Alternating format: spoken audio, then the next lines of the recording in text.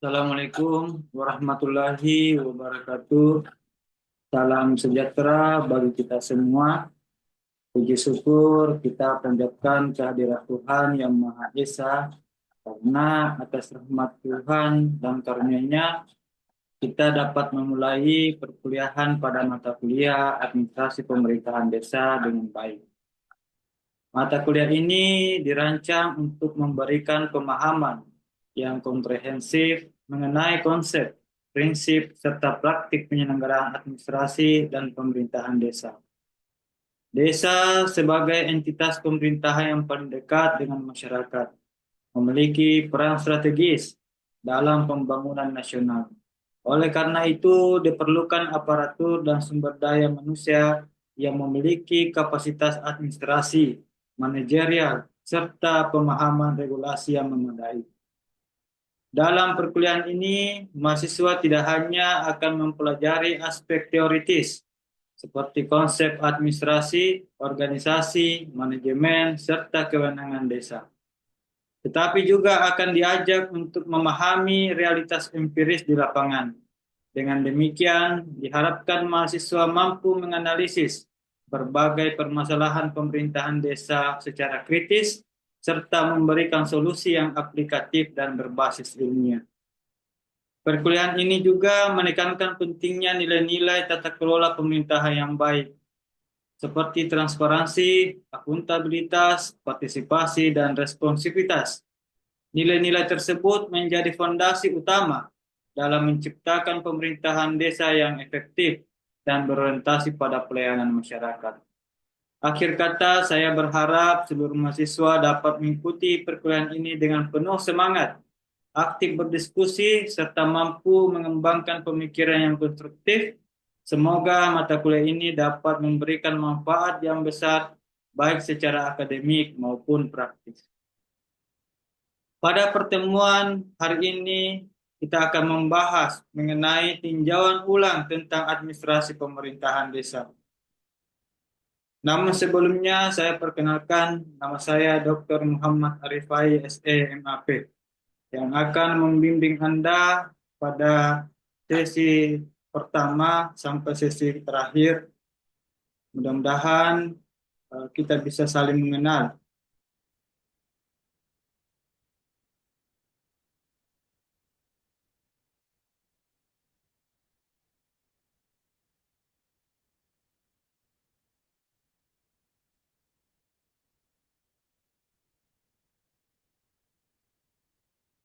Administrasi merupakan konsep fundamental dalam penyelenggaraan organisasi, termasuk pemerintahan desa.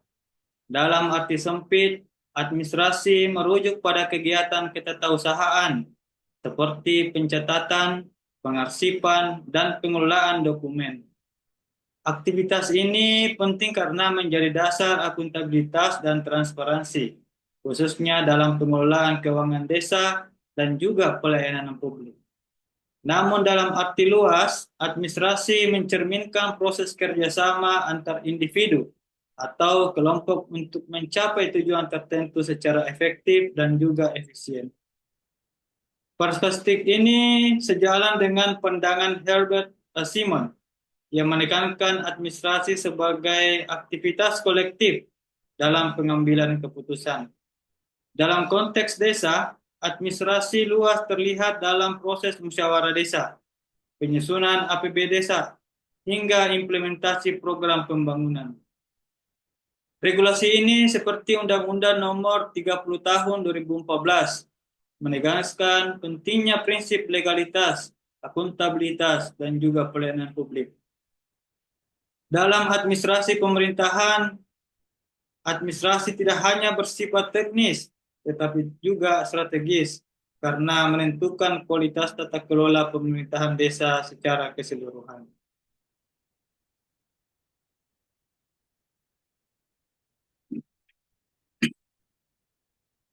Selanjutnya adalah unsur-unsur administrasi. Organisasi merupakan unsur statis dalam administrasi yang berfungsi sebagai wadah bagi berlangsungnya kerjasama. Dalam konteks pemerintahan desa, Organisasi diwujudkan dalam struktur pemerintahan desa yang terdiri dari kepala desa, sekretaris desa, kepala urusan, dan kepala dusun. Struktur ini diatur secara formal dalam Permendagri nomor 84 tahun 2015 yang memberikan pedoman mengenai pembagian tugas dan fungsi setiap perangkat desa. Secara teoritis, Chester Bernard menjelaskan bahwa organisasi adalah sistem kerjasama yang terkoordinasi secara sadar.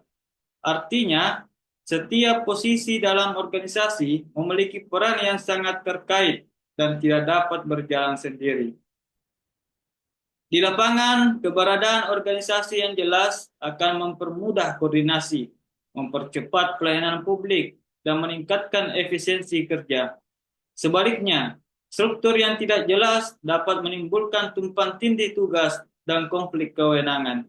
Oleh karena itu, penguatan organisasi desa menjadi kunci dalam menciptakan tata kelola pemerintahan yang efektif dan responsif terhadap kebutuhan masyarakat.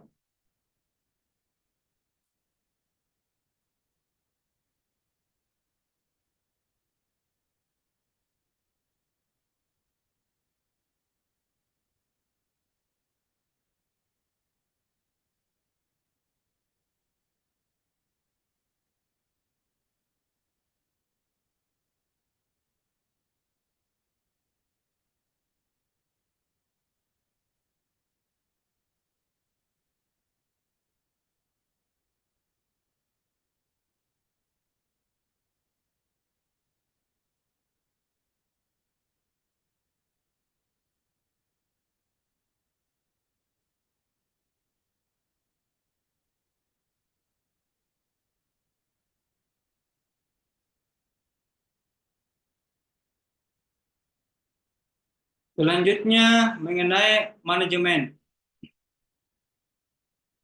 Manajemen merupakan unsur dinamis dari administrasi yang berkaitan dengan proses penggerakan sumber daya untuk mencapai tujuan organisasi. Dalam pemerintahan desa, manajemen tercermin dalam seluruh tahapan pengelolaan program, mulai dari perencanaan hingga pada titik evaluasi. George Cherry mengungkapkan 4 fungsi utama manajemen. Yang pertama, perencanaan, pengorganisasian, pelaksanaan, dan pengawasan. Keempat fungsi ini sangat relevan dalam pengelolaan dana desa. Misalnya, perencanaan dilakukan melalui musyawarah desa, pengorganisasian melalui pembentukan tim pelaksanaan kegiatan, pelaksanaan melalui kegiatan pembangunan, dan pengawasan oleh BPD serta masyarakat. Sebagaimana diatur dalam Permendagri nomor 20 tahun 2018, yaitu menekankan pentingnya prinsip transparansi, akuntabilitas, dan partisipasi dalam pengelolaan keuangan desa. Namun, faktanya, kelemahan manajemen sering menjadi penyebab utama kegagalan program desa, seperti keterlambatan pembangunan atau penyimpangan anggaran. Oleh karena itu, peningkatan kapasitas manajerial aparatur desa menjadi sangat penting agar program-program yang direncanakan dapat berjalan efektif dan memberikan manfaat nyata bagi masyarakat.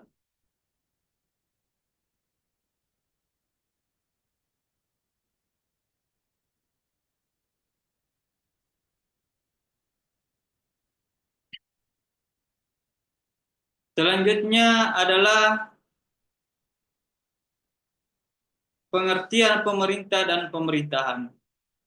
Pemerintah dan pemerintahan merupakan dua konsep yang saling berkaitan, namun memiliki makna yang berbeda, Bapak Ibu. Pemerintah merujuk pada aktor atau lembaga yang menjalankan fungsi pemerintahan, seperti kepala desa dan perangkat desa. Sementara itu, pemerintahan adalah proses atau aktivitas yang dilakukan oleh pemerintah dalam menjalankan kewenangannya.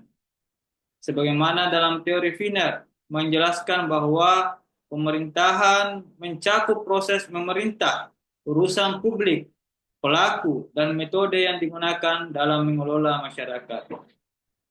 Dalam konteks desa, pemerintahan meliputi pelayanan administrasi, pelaksanaan pembangunan, pembinaan masyarakat, serta pemberdayaan ekonomi. Sebagaimana diatur dalam Undang-Undang Nomor 6 Tahun 2014, memberikan landasan kuat bagi desa untuk kemudian menjalankan fungsi pemerintahan secara mandiri dengan tetap berada dalam sistem negara kesatuan Republik Indonesia. Namun faktanya, kualitas pemerintahan desa sangat ditentukan oleh kapasitas aparatur dan juga tingkat partisipasi masyarakat. Oleh karena itu, pemerintahan yang baik akan menciptakan pelayanan publik yang cepat, transparan, dan responsif terhadap kebutuhan warga.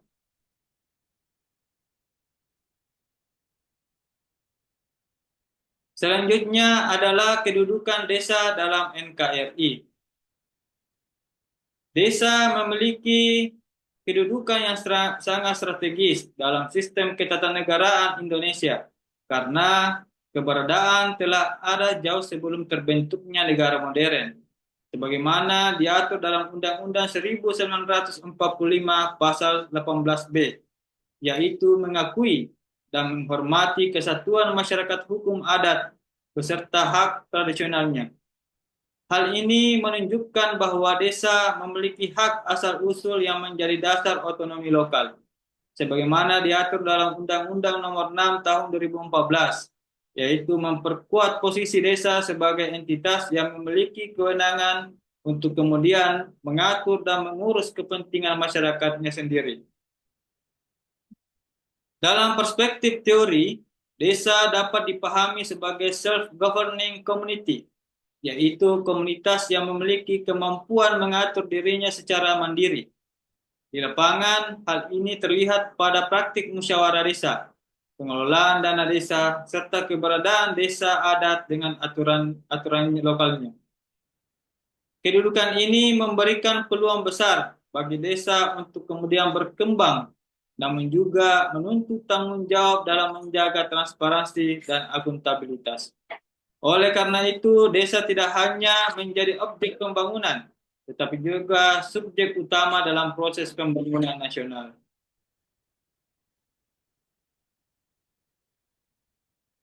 Selanjutnya adalah kewenangan desa.